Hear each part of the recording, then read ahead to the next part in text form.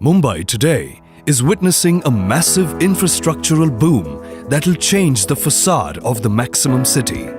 A number of suburbs are undergoing a revamp, fueling a deluge of real estate possibilities. One such suburb that is becoming a new favorite is Jvlr.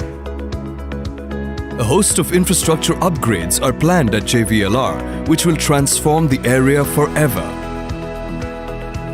Metro Line 7, Dahisar East to Andheri East, which will facilitate Jvlr's connectivity to northern suburbs, will be fully operational by August 2022.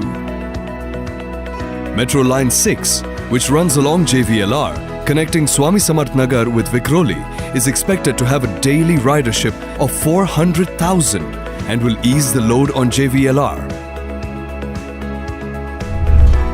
With the development of the metro line, more office spaces will come up along the Seeps Powai belt, resulting in more investments in the suburb.